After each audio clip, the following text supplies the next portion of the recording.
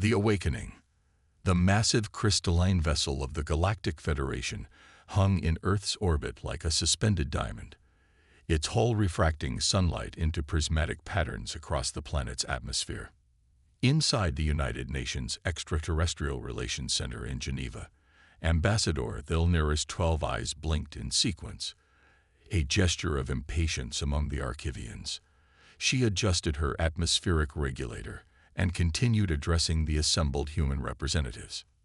"Your species has made remarkable progress for your age," Thilnera said, her translator converting the complex harmonic tones of her native language. "But the Federation Council has determined Earth will remain under protectorate status for at least another century. Your technological development is inconsistent." Dr. Elena Rice, Earth's chief scientific liaison, tightened her grip on her datapad. 6 months of negotiations, and they were back where they started. Earth needed access to the Federation's interstellar transit network, not more patronizing assessments. "With respect, Ambassador," Elena replied, "we've fulfilled every technological benchmark set by the Federation. Our quantum computation capabilities exceed 3 of your current member species." Thilnera's skin shifted to a faint purple, amusement or condescension. Elena couldn't tell which. "Quantum computation is merely one facet of civilization, Doctor. Your species still relies on chemical propulsion for most space travel. Your energy infrastructure remains dependent on fusion rather than zero-point extraction. And your military capabilities." She trailed off, external membranes fluttering. "Let us say the Federation has concerns about human aggression coinciding with advanced technology." General Wei Zong of the United Earth Defense Force stiffened beside Elena. At 63, Zhang had overseen humanity's unified military development since first contact 15 years ago.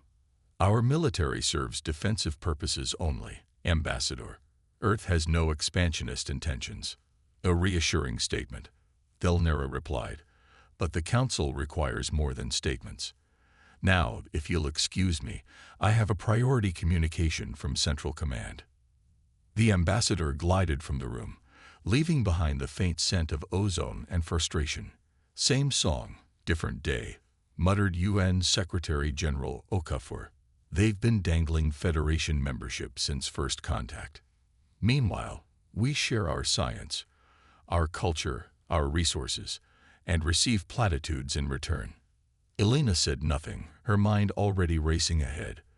The Federation didn't know everything about human technological development.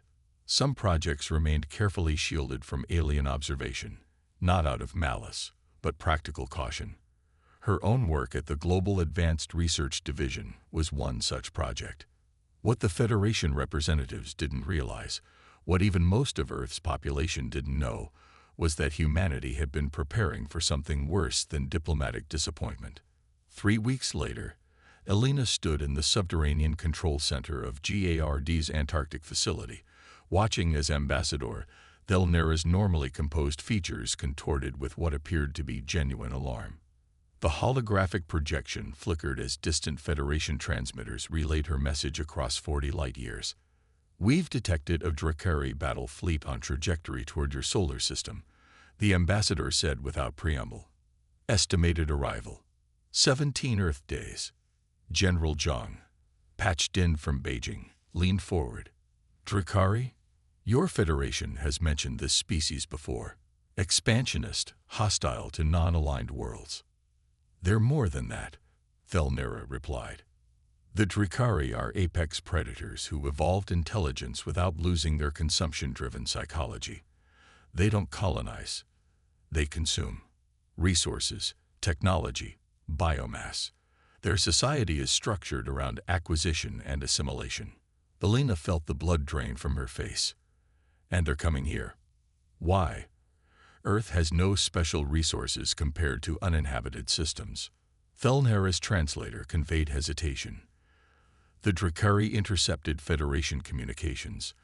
They know Earth is under consideration for membership. Their strategy is to remove potential Federation allies before they can contribute to our defensive capabilities.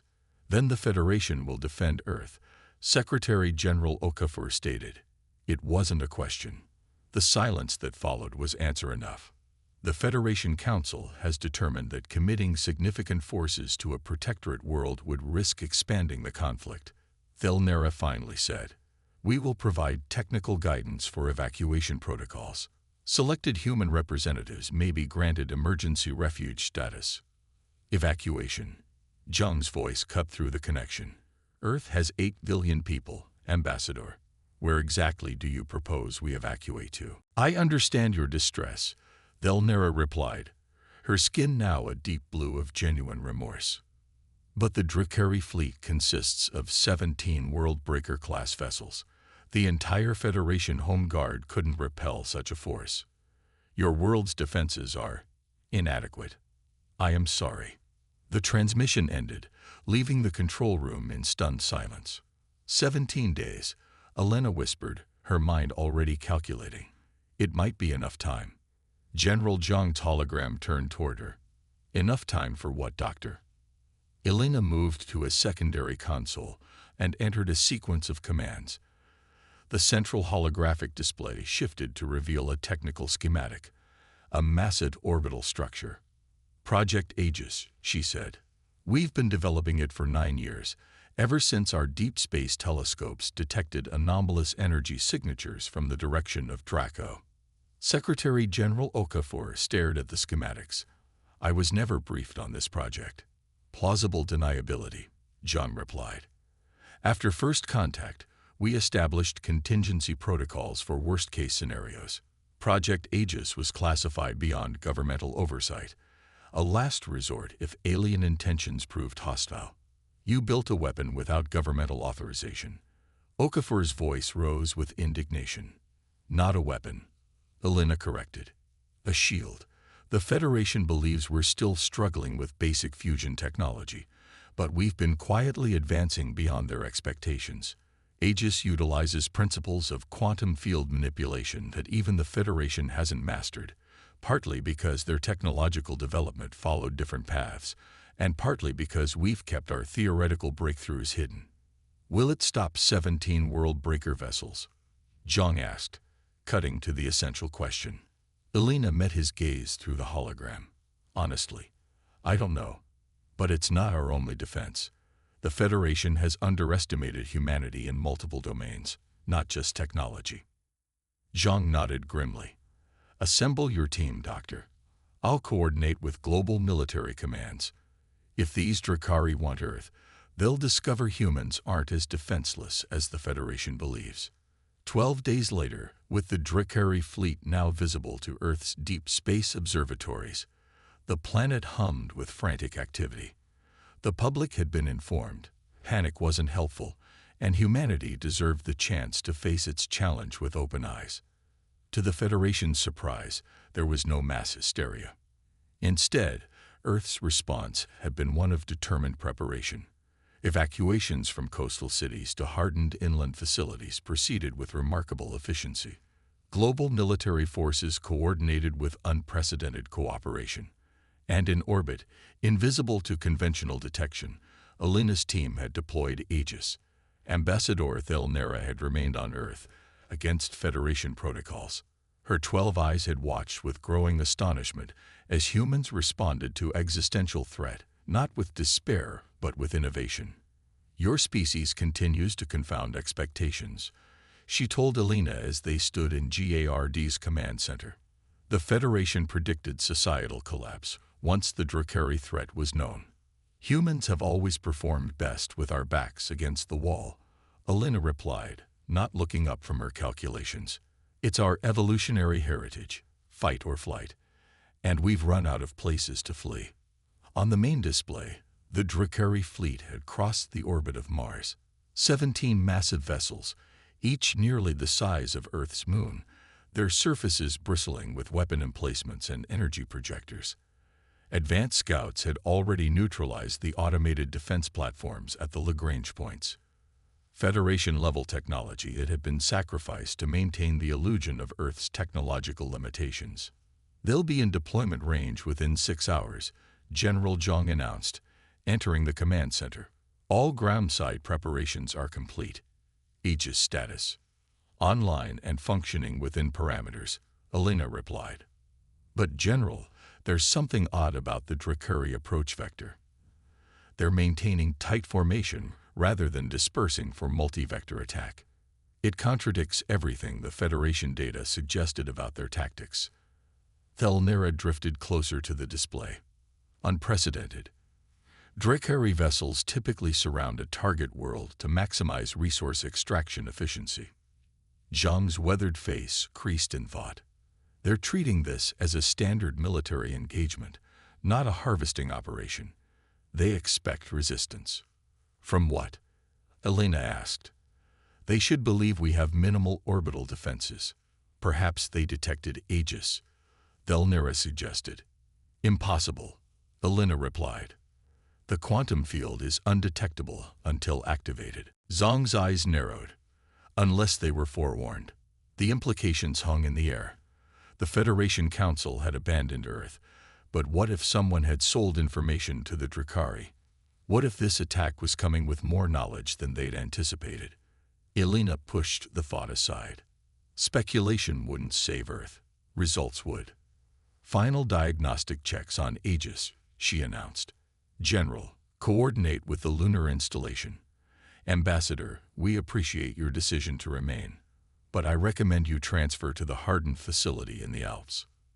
Thelnera's skin flushed a deep orange, a color Elena had never observed before. I will stay, the ambassador said simply. To witness.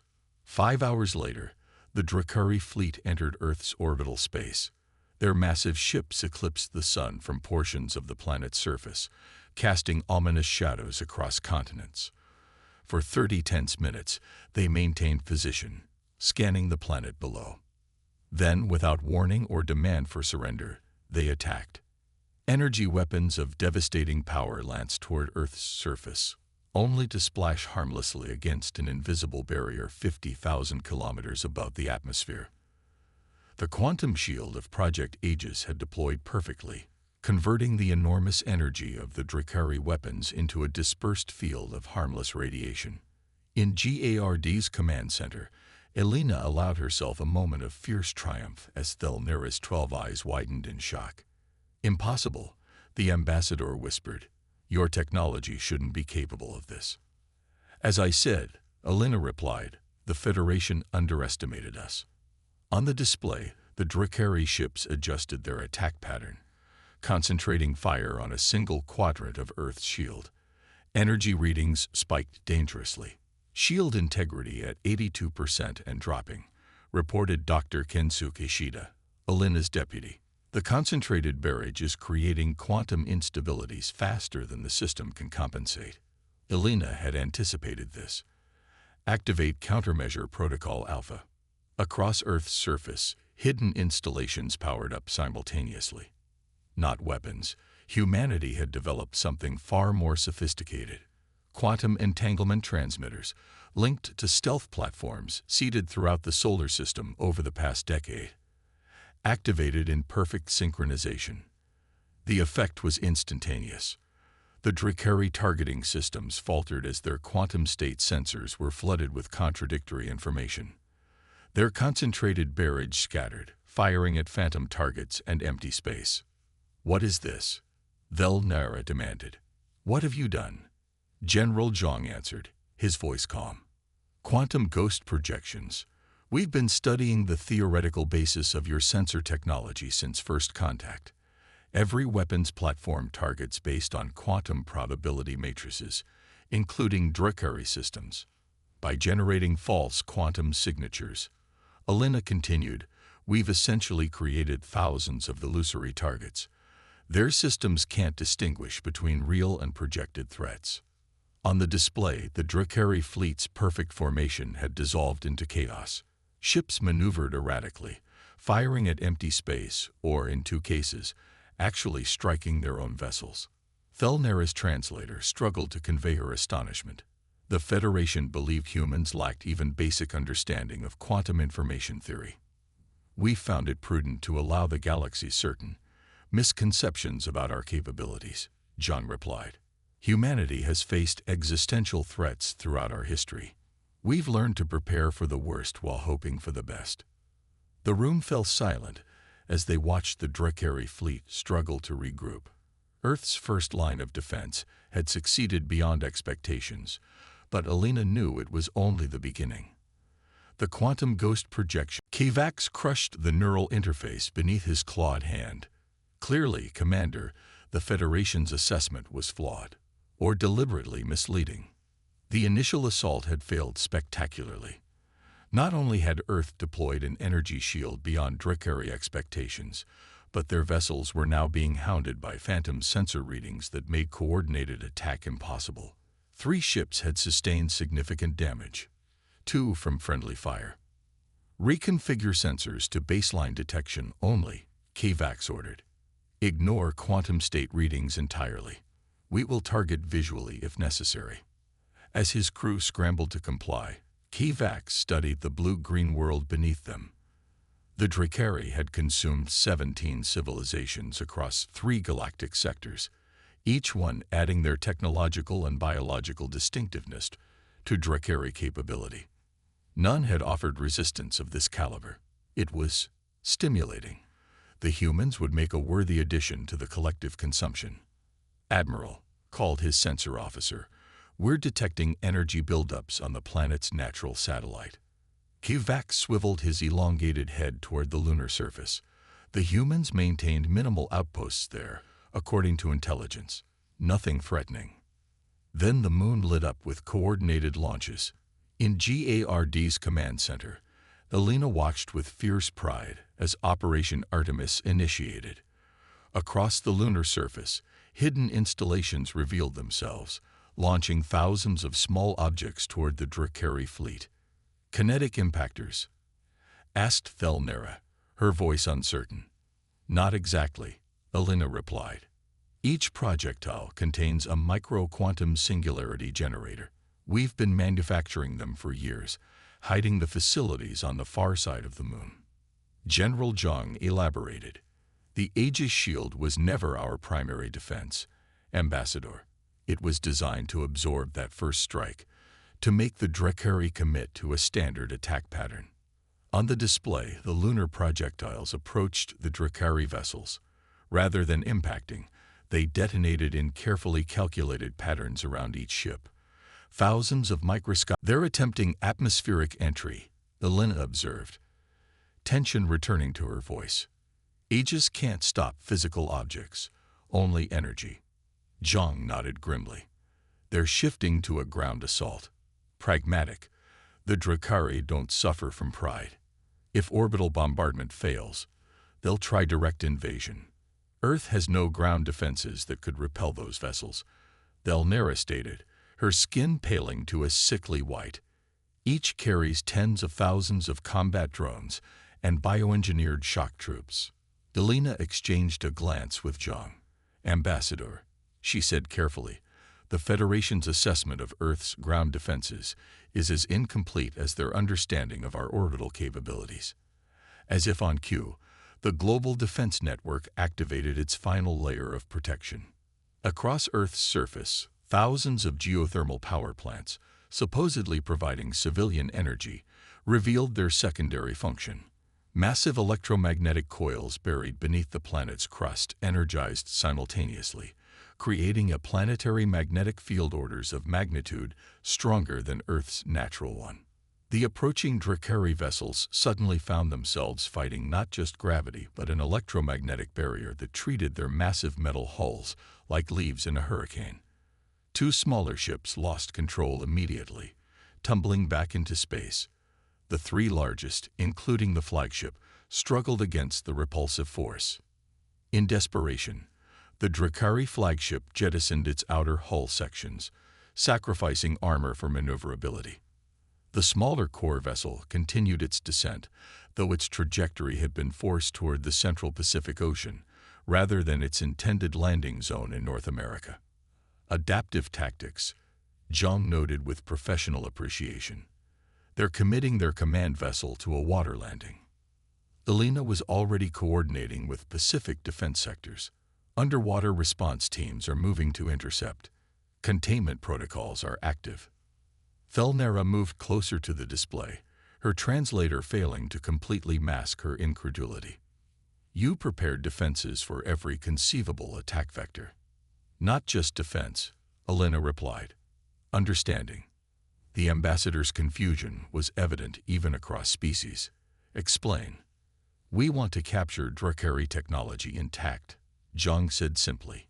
Disable rather than destroy whenever possible. Earth's strategy was never about mere survival. It was about advancement. On the screen, the Drakari command vessel impacted the Pacific with a massive splash visible from orbit. Almost immediately, previously hidden underwater installations surrounded the impact zone. Not weapon platforms, but massive containment fields that isolated the crashed vessel within a controlled environment. The Drakari have consumed 17 civilizations, Elena explained. Their ships contain technology and knowledge from each. By capturing rather than destroying their flagship, we gain access to that accumulated wisdom. Thelnera's skin cycled through multiple colors. You orchestrated this entire defense to capture Drakari technology. Not entirely, Zhang admitted. Survival was our primary goal. But humans are nothing if not opportunistic. The remaining Drakari vessels had broken off their attack, retreating to a safe distance beyond lunar orbit. 7 completely disabled ships drifted in Earth space, surrounded by human capture teams deployed from previously hidden orbital platforms. The 3 that had attempted atmospheric entry alongside the flagship were being systematically disabled by Earth's combined electromagnetic defenses. Victory, complete, overwhelming victory, had been achieved in less than 6 hours. Thelnera stood motionless, her alien physiology struggling to process what she had witnessed. The Federation Council believed. She began, then stopped. We were wrong about your species. Not entirely wrong, Elena said, her voice softening. Humans can be aggressive, territorial, competitive, but those same traits drive us to defend what we value, to prepare for threats others might dismiss, to never accept limitation when innovation is possible. The ambassador turned all 12 eyes toward her. You concealed your true capabilities from the Federation. For years. We did, Zhang acknowledged without apology. Earth's history taught us to be cautious with potentially more advanced civilizations. When the Federation classified us as a protectorate, but offered minimal protection, we made appropriate preparations. The Federation Council will need to reassess Earth's status, Thelnera said. This level of technological achievement, quantum singularity manipulation, planetary-scale electromagnetic defense systems, advanced space-time distortion, these are capabilities of full Federation members, not protectorates. Helena smiled. We would welcome that reassessment, Ambassador. Earth has never sought dominance, only security and the opportunity to advance. As the Drakari flagship was secured in its oceanic containment field, reports began flowing in from global defense sectors. Casualties had been minimal. Property damage limited to several coastal regions affected by the electromagnetic surge. Earth had faced an existential threat from one of the galaxy's most feared predator species and emerged not just intact, but victorious. In orbit, the remnants of the Drakari fleet continued their retreat, accelerating beyond the solar system's edge. Their defeat would be reported across Drakari space and beyond to every watching civilization in the galaxy. What happens now? Thelnera asked, as the command center shifted from crisis management to recovery operations. Now, General Zhang replied, the galaxy learns what humans are truly capable of when threatened. And perhaps, he allowed himself another small smile. The Federation reconsiders the benefits of having Earth as an ally rather than merely a protectorate. Elena's attention had already turned to the captured Drakari technology. The scientific advances possible from studying their systems could accelerate human development by centuries, not for conquest or domination, but for the same purpose that had driven human innovation since the first tool was crafted: survival, understanding, and progress. One final question, Thelnera said, her voice carrying an emotion the translator couldn't quite convey. Had the Federation offered genuine protection, would you have revealed these capabilities? Elena considered this, then answered honestly. Perhaps not immediately, but eventually yes. Humans don't thrive in isolation, Ambassador. We want to be part of the galactic community, but as equals, not dependents. As the holographic displays showed Earth's defense forces securing the disabled Drakari vessels, a new message appeared.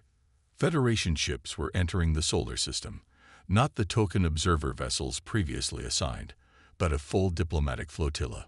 Word of Earth's victory had spread faster than light itself through the quantum communication network. It seems, Zhang observed dryly, that the Federation has suddenly found the resources to visit our insignificant world. Thelnera's skin flushed with what Elena had learned to recognize as embarrassment. The Council will have many questions, and we'll have answers, Elena replied, along with some questions of our own. As the Federation vessels approached Earth orbit, they passed the disabled hulks of Drakari world-breakers, monuments to humanity's unexpected capabilities and their refusal to accept extinction. The galaxy was about to discover what humans had always known about themselves. When threatened, there were few forces more innovative, more determined, or more dangerously creative than human beings fighting for survival. The day the galaxy discovered what humans were truly capable of when threatened marked not an ending, but a beginning. Humanity's rightful emergence onto the galactic stage.